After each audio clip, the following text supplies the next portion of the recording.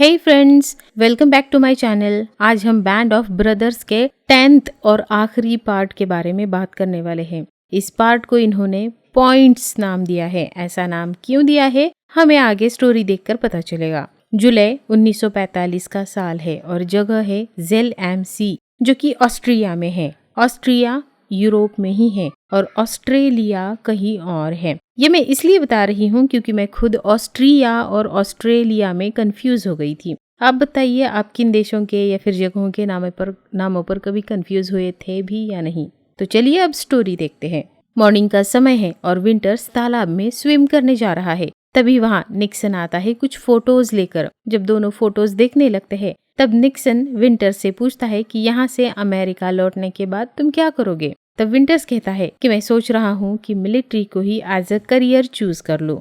और तब निक्सन कहता है कि मैं वापस लौटने पर अपना बिजनेस स्टार्ट करूंगा, क्यों ना तुम मेरे साथ काम करो। विंटर्स कहता है मैं इस बारे में जरूर सोचूंगा।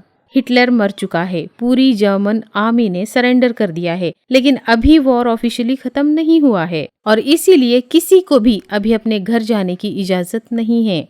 मई की शुरुआत में ईजी कंपनी बर्चेस गार्डन नाम के खूबसूरत शहर की तरफ आगे बढ़ रहे थे। ये शहर एल्प्स के बेहद खूबसूरत पहाड़ों के बीच में बसा हुआ है और हिटलर की नाजी पार्टी के लिए बहुत इम्पोर्टेंट शहर है, जैसे कि मानो हिटलर का ये होम टाउन हो।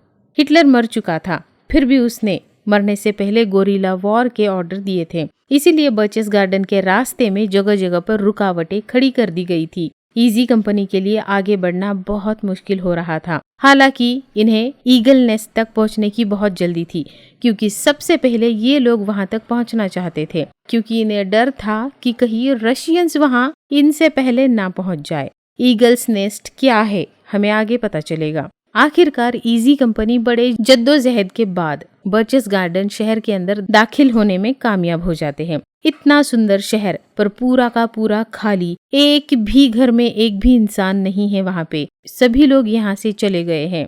फिर विंटर्स और निक्सन अपने साथियों के साथ नाजीज के एक ऑफिस में दाखिल हो जाते हैं। अंदर जाते ही रॉयल एहसास, रॉयल प्रॉपर्टी का अनुभव होता है। विंटर्स के सैनिक हर कीमती चीज को अपने साथ ले जाना चाहते हैं, इसीलिए जिसे जो मिल रहा है वो सब कुछ समेटने की कोशिश कर रहा है। फिर सभी सैनिक बहुत एक्साइटमेंट के साथ ईगल्स नेस्ट की तरफ रवाना हो जाते हैं। दरअसल ईगल्स नेस्ट ये एक ऐसी लग्जरी प्रॉपर्टी, ऐसी लग्जरी जगह है जो हिटलर के 50th बर्थडे पर उसे गिफ्ट के तौर पर बनाई गई थी। माउंटेन के एकदम टॉप पर ये प्रॉपर्टी है और हिटलर अक्सर यहाँ पर पार्टीज करने आया करता था।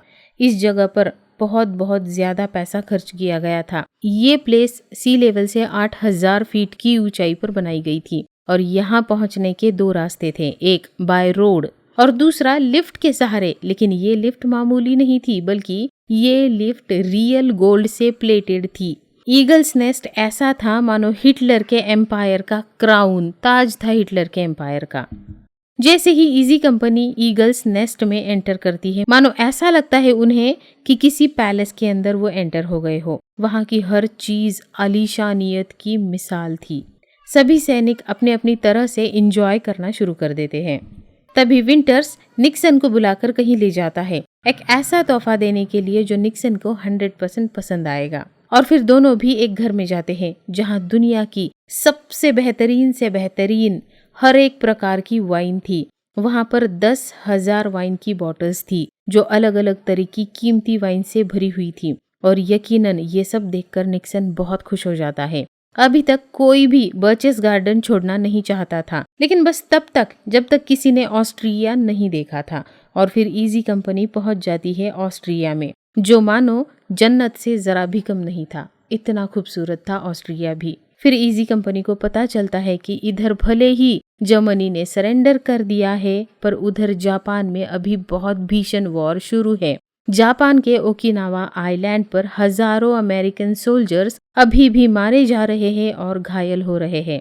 विंटर्स अपने साथियों को बताता है कि हमें वहां का बुलावा कभी भी आ सकता है, इसीलिए सैनिकों से हर समय जाने के लिए तैयार रहने के ऑर्डर्स दे देता है। यहाँ पर क्योंकि यूरोप में वॉर ऑफिशियली खत्म हो गया है, इसीलिए ये सैनिक अपने अपने घर जा सकते हैं, लेकिन उन्हें अभी भी अपने घर लौटना इतना आसान नहीं है। दरअसल हर सैनिक को 85 पॉइंट्स कमाने होंगे। और जब 85 पॉइंट्स कंप्लीट हो जाएंगे तब वो सैनिक घर जा सकता है। लेकिन अभी इसमें से ज्यादातर सैनिकों के पास 10, 15, 20, 25 ऐसे ही पॉइंट्स है, तो इनकी ये जर्नी अभी और लंबी चलने वाली है। फिर डी डे के एनिवर्सरी डे पर अनाउंस किया जाता है कि क्योंकि अब तक किसी भी सोल्जर के पास 85 पॉइंट्स नहीं हो पाए हैं, इसीलिए घर जाने के लिए लॉटरी निकालकर हर कंपनी से एक सोल्जर को घर भेजने का फैसला किया है। और लॉटरी में सिर्फ शिफ्टी नाम के सोल्जर का नाम आता है, क्योंकि सभी सैनिकों ने उसे ही जाने के लिए चुना था। लॉटरी तो बस एक बहाना था, और जैसा कि तय था, शिफ्टी चुना जाता है घर जाने के लिए, और बाकी सैनिकों को वॉर ट्रेनिंग शुरू करने के लिए ऑर्डर्स दिए जाते हैं, क्योंकि अभी भी इनको ओकिनावा जाना पड़ सकता है। फिर शिफ्टी विंटर्स को एक फाइनल इमोशनल गुड बाय कहने के लिए आता है और खुशी खुशी वहां से निकल जाता है। लेकिन जब शिफ्टी ट्रक से बोट की ओर जा रहा था, तब ट्रक का बहुत बड़ा एक्सीडेंट हो जाता है और शिफ्टी उस एक्सीडेंट में बच तो जाता है, लेकिन अपनी कई सारी हड्डियां तुड़वा लेता है और अगले कई सारे महीनों तक उसे हॉस्पिटल के बेड पर रहना पड़ता है। फिर विंटर्स डिसाइड करता है कि दूसरी डिवीजन के साथ वो ओकिनावा जाएगा, क्योंकि यहाँ पर इजी कंपनी सेफ है और इजी कंपनी को अब विंटर्स की जरूरत नहीं है। फिर विंटर्स अपने सीनियर ऑफिसर्स के साथ मीटिंग करता है और ओकिनावा जाने की परमिशन मांगता है, लेकिन ऑफिसर बड़े ही प्यार, विश्वास और रिस्पेक्ट के साथ विंटर्स को मना कर देते हैं और अपने साथियों के साथ यहीं पर रहने के ऑर्डर्स दे देते हैं। फिर हम अगले सीन में देखते हैं कि विंटर्स के 3 साथी बस यूं ही एक आदमी के घर में घुसकर उसे मारते हैं, क्योंकि उन्हें लगता था कि ये किसी भी कंसंट्रेशन कैंप का कोई कमांडर हो सकता है। तो बस शक के बिना पर या फिर यूं ही क्योंकि वो फ्रस्ट्रेट हो गए थे, इसीलिए उन्होंने उस आदमी को गोली मारकर खत्म कर दिया। अब हर अमेरिकन सैनिक को यहाँ से लौटने की बहुत जल्दी थी, पर पॉइंट्स ना होने की वजह से वो अपने घर नहीं लौट पा रहे थे। फिर एक दिन एक और सैनिक का एक्सीडेंट होता है और जगह पर ही उसकी मृत्यु हो जाती है। उस सैनिक के 75 पॉइंट्स हो गए थे, महज 10 पॉइंट दूर था वो अपने घर से। जो लोग डी डे से वॉर में थे, उनके पास भी अभी तक 85 पॉइंट्स नहीं हो पाए थे और इस वजह से वो लोग भी अपने घर नहीं जा पा रहे थे।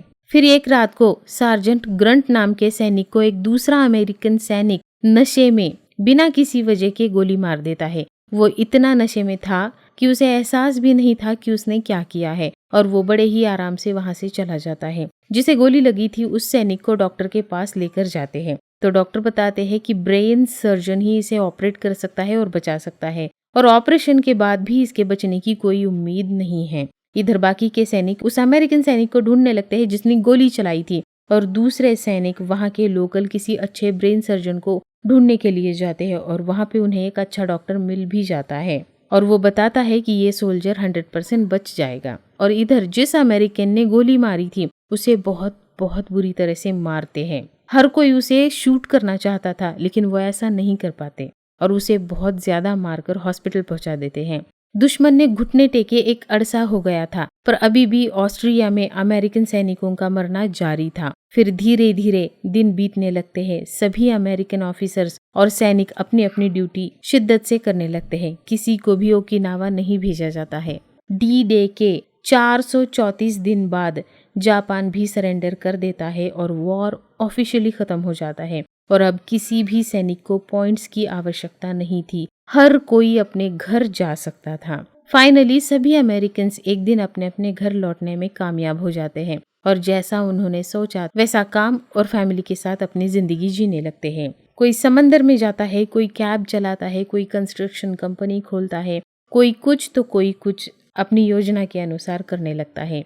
वॉर के बाद निक्सन शादी करता है और अपनी पत्नी के साथ ट्रैवल करता है और लगभग पूरी दुनिया घूमता है और फाइनली 1995 में निक्सन की नेचुरल डेथ हो जाती है। विंटर्स निक्सन ने खोली हुई कंपनी में एज ए मैनेजर जॉब करता है, लेकिन 1950 में वापस ऑफिसर्स को ट्रेनिंग देने के लिए आर्मी ज्वाइन करता है। फिर विंटर्स एक फार्म खरीदता है और ये सीरीज के बनने तक वो अपने फार्म में ही आराम से रहता है। तो ये थी बैंड ऑफ ब्रदर्स की 10th वाला पार्ट, उसकी स्टोरी। आपको कैसा लगा कमेंट में ज़रूर बताइए। लाइक और सब्सक्राइब करना प्लीज़ मत भूलिए।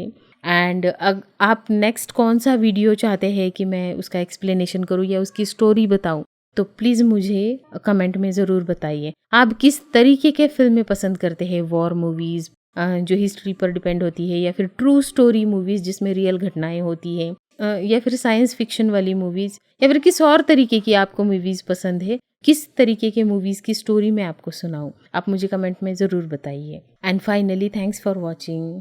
मिलते हैं नेक्स्ट वीडियो में, तब तक के लिए बाय बाय।